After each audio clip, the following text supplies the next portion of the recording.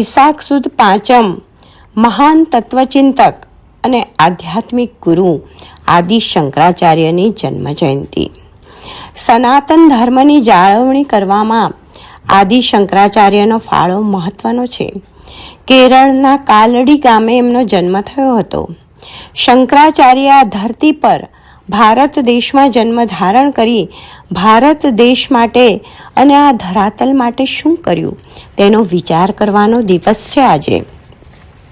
બૌદ્ધો, જૈનો, કાપાલિકો, ચારવાકો, વામતાંત્રિકો આદિ સંપ્રદાયના અનુયાયીઓ વેદ પ્રામાણ્યનો અસ્વીકાર કરતા હતા.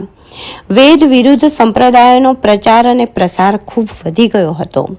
પરિણામ એ આવ્યું કે ભારતીય જનસમાજના વેદ ધર્મના પાયા હચમચી ગયા હતા. વેદ ધર્મ અને વેદ પ્રામાણ્યની ભારતમાં પુનઃ પ્રતિષ્ઠા કરવાનું કાર્ય ઘણું કઠિન હતું. પરંતુ આવા સમયમાં શંકરાચાર્યે ભારતનું પરિભ્રમણ કરી આ કઠિન કાર્ય સિદ્ધ કર્યું. વેદ અને વેદ પ્રણીત શાસ્ત્રોનું અસાધારણ જ્ઞાન, ગહન અધ્યાત્મ દ્રષ્ટિ, અસાધારણ મેધા, અપૂર્વ સંગઠન, આ શક્તિ તેમને સહજ પ્રાપ્ત થઈ હતી અને તે દ્વારા તેઓ હિન્દુ ધર્મના વર્તમાન સ્વરૂપના પ્રધાન પ્રવર્તક બન્યા. અનેક સંપ્રદાયો, પેટા સંપ્રદાયો, અનેક ઉપાસના પદ્ધતિઓ, અનેક અર્ધદગ્ધ દાર્શનિક ધારાઓ અને અનેકવિધ મૂલ્ય પરંપરાઓને કારણે હિન્દુ ધર્મ વેર વિખેર બની ગયો હતો. શંકરાચાર્ય યોગ્ય સમયે ભારત વર્ષમાં પધારી આ વેર વિખેર હિન્દુ ધર્મને સુવ્યવસ્થિત, સુગઠિત અને વેદમાન્ય સ્વરૂપ આપ્યું. પંચાયતન પૂજા તેમણે પ્રસ્થાપિત કરી.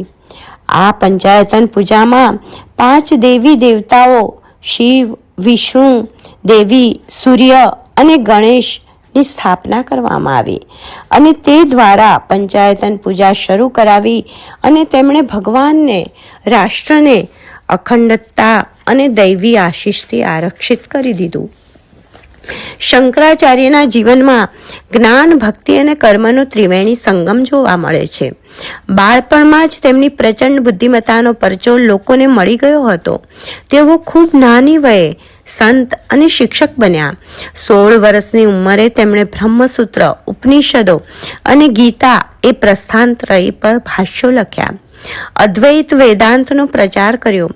દરેક આત્મા ઈશ્વરનો અંશ છે તથા જીવ અને શિવ એક જ છે એવો સિદ્ધાંત પ્રતિપાદિત કર્યો. તેમનો કર્મયોગ પણ અજોડ છે. વૈદિક સંસ્કૃતિનો ઝંડો લઈ તેઓ આ સેતુ હિમાલય દોડ્યા છે. તેમણે ભારતભરમાં 4 મઠની સ્થાપના કરી મૂર્તિ પૂજાને ફરીથી જનમાનસમાં પ્રસ્થાપિત કરી. દક્ષિણમાં રામેશ્વરમાં શૃંગેરી મઠ, પશ્ચિમમાં દ્વારકામાં શારદા મઠ, ઉત્તરમાં બદ્રીનારાયણમાં જ્યોતિર્મઠ અને પૂર્વમાં જગન્નાથપુરીમાં ગોવર્ધન મઠની સ્થાપના કરી અને મૂર્તિ પૂજામાં ન માનનાર બૌદ્ધ વિચારોને ભારતના સીમાડાઓની બહાર ધકેલી દીધા. તેઓ પ્રખર તત્વચિંતક હતા. તેમણે રચેલા સંસ્કૃત સ્તોત્રો દ્વારા તેઓ ભક્તિને સામાન્ય માનવ સુધી લઈ ગયા.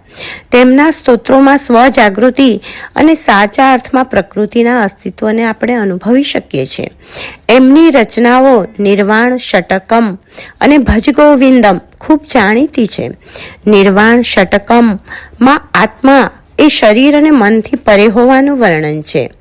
તેમણે જન સમુદાયને સમજાવ્યું કે આત્મા કદી જન્મતો નથી કે કદી મરતો નથી.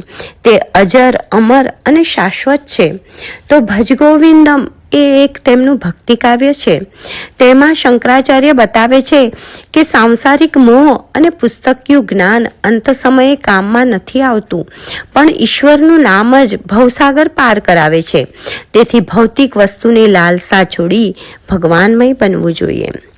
તેમણે વિવિધ સ્તોત્રો દ્વારા શૈવ અને વૈષ્ણવ વચ્ચેના ઝઘડાઓ મિટાવવાનો પણ અદ્ભુત પ્રયત્ન કરેલો છે.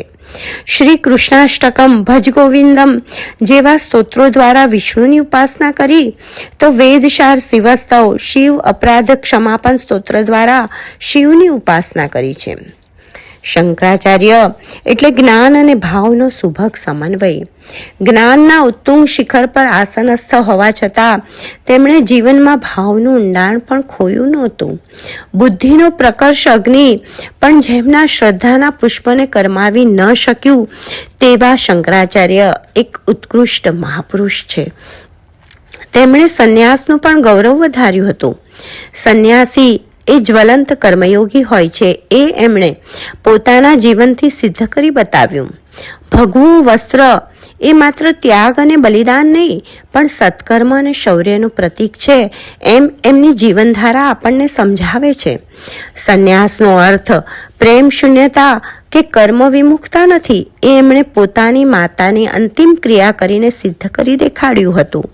તેમનો માતૃપ્રેમ પણ અજોડ હતો. કેવળ સંસાર પ્રત્યેની વિરક્તિ નહીં પણ પ્રભુ પ્રત્યેની અનુરક્તિએ એમને સંન્યાસ તરફ વાળ્યા.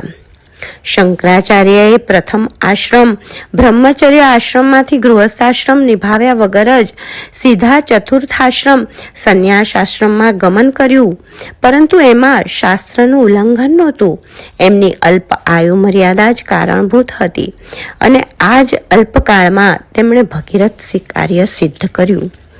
કેદારનાથમાં માત્ર 32 વર્ષની વયે ભારત માતાના આપનુતા પુત્ર એવા સદા નવયુવાન સંન્યાસી અને એક મહાન વિભૂતિ એવા શંકરાચાર્યએ પોતાની આ લોકની લીલા સમેટી લીધી. જ્ઞાન કર્મ અને ભક્તિના પ્રયાગરાજ એવા આદ્ય ગુરુ આદિ શંકરાચાર્યને શત પ્રણામ. અને આપણે પણ આપણા જીવનમાં જ્ઞાન કર્મ અને ભક્તિનો સંગમ સાધીશું તેવો જ આજના દિવસે સંકલ્પ કરીએ. અસ્તુ.